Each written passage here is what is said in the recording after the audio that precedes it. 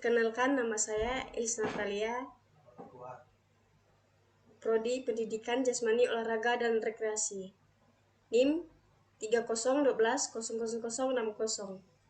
Baiklah, di sini saya akan menjelaskan tentang materi yaitu pendidikan gaya hidup anak usia dini. Peran PAUD. Yang pertama itu, pendidikan anak usia dini memegang peranan sangat penting dan menentukan bagi sejarah perkembangan anak selanjutnya. Sebab pendidikan anak usia dini merupakan fondasi bagi dasar kepribadian anak yang mendapatkan pembinaan sejak usia dini dan memiliki harapan lebih besar untuk meraih keberhasilan di masa mendatang. Dan pada akhirnya anak akan lebih mampu untuk mandiri dan mengoptimalkan potensi yang dimiliki. Adapun tujuan pendidikan anak usia dini yaitu untuk membentuk anak yang berkualitas. Di sini ada juga pendidikan anak usia dini.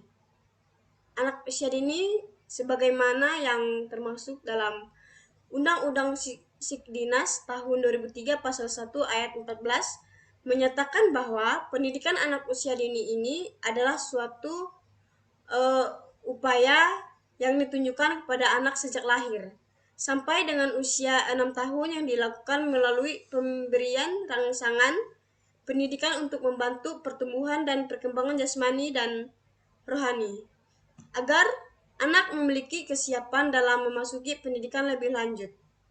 Batasan lain mengenai usia dini pada anak berdasarkan fisiologi perkembangan yaitu antara usia 0-8 tahun. Pertumbuhan dan perkembangan masing-masing anak berbeda. Ada yang cepat dan ada yang lambat. Dan di sini itu tergantung faktor bakat atau genetik, lingkungan dan gizi dan cara perawatan kesehatan, dan konvergensi atau perpaduan antara bakat dan lingkungan.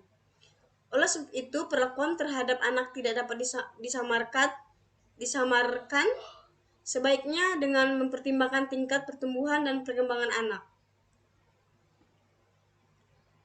Adapun masalah dalam pendidikan anak usia dini itu ada 3. Yang pertama itu kurangnya kesadaran masyarakat akan pentingnya pendidikan pada anak usia dini, dan yang kedua itu masih terbatas dan tidak meratanya lembaga layanan PAUD yang ada di masyarakat, terutama di pedesaan.